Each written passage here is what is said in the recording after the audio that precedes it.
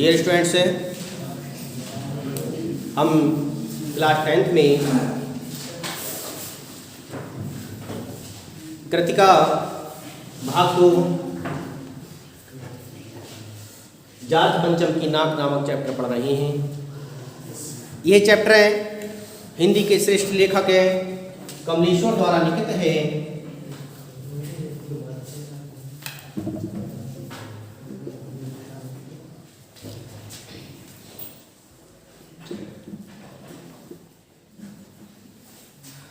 कमलेश्वर द्वारा लिखित है।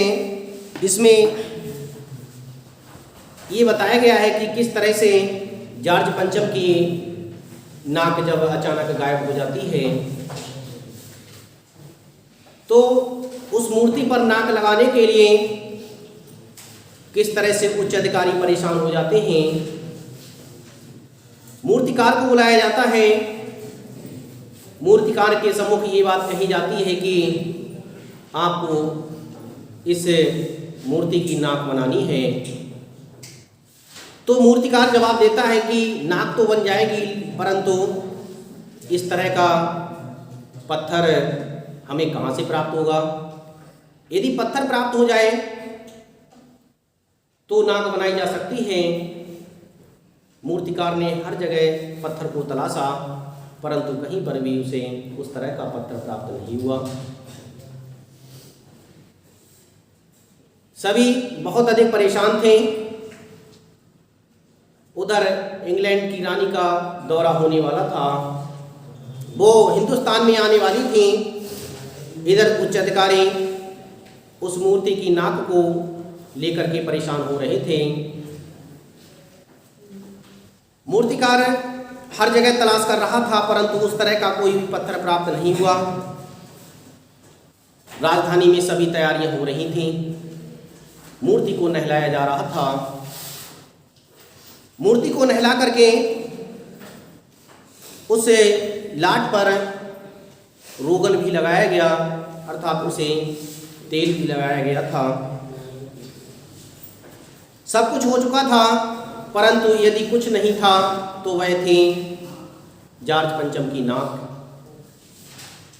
जॉर्ज पंचम की नाक उस मूर्ति पर ना होने के कारण सब कुछ चल रहा था, परंतु फिर भी अधिक दिखाई नहीं दे रहा था।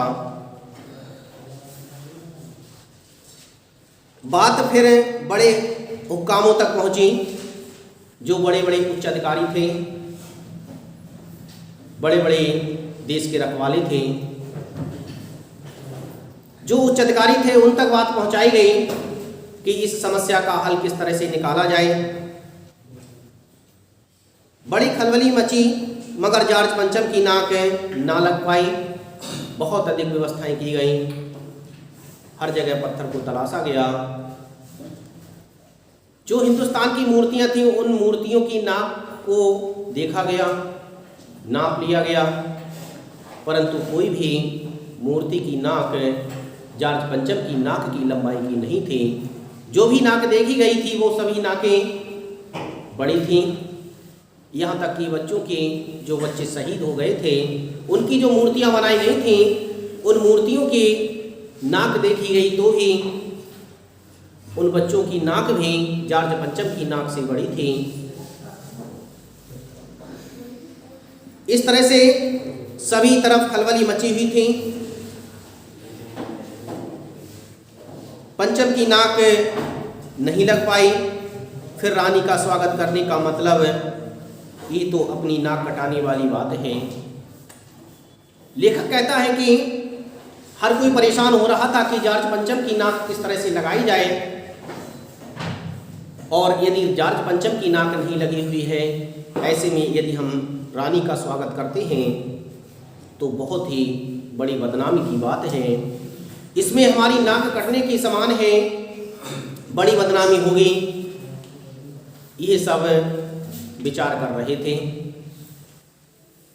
इस तरह से सभी परेशान थे, लेकिन मूर्तिकार पैसे से लाचार था, यानी हार मानने वाला कलाकार नहीं था। लेखक कहता है कि मूर्तिकार पैसे से लाचार था, वह ये विचार कर रहा था कि यदि मैं इस मूर्ति की नाक लगा दूंगा तो मुझे बहुत अधिक पैसा प्राप्त होगा।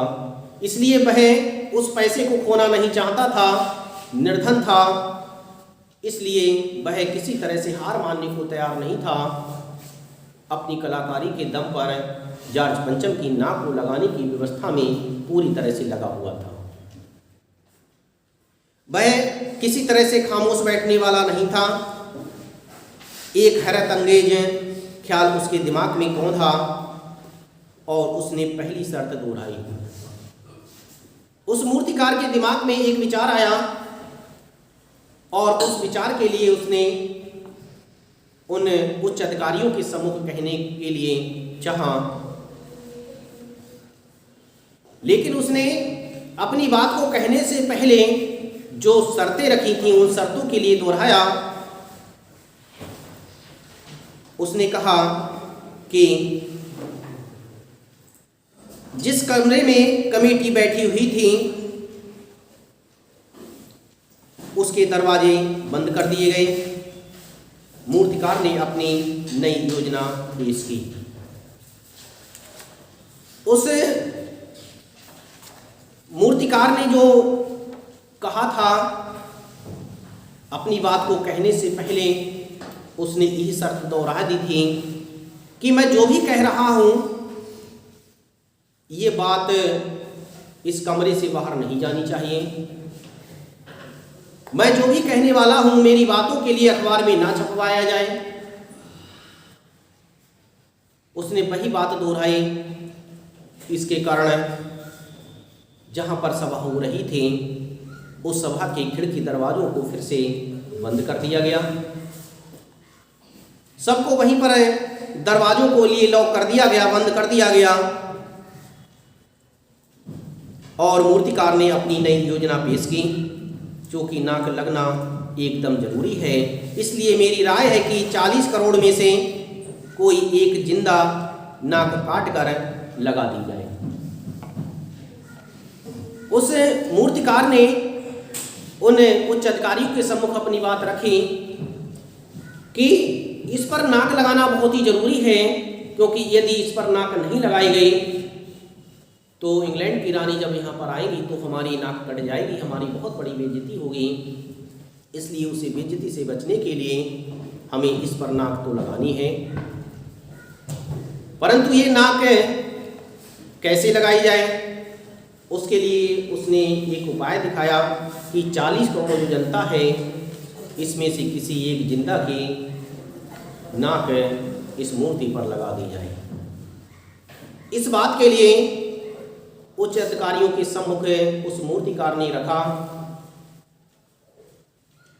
वह इस तरह से उन उच्च अधिकारियों से इस बात के लिए कह रहा था कि मूर्ति की नाक तो लगानी है और इसके लिए एक ही उपाय है कि हम किसी जिंदा की नाक इस मूर्ति पर लगा दें।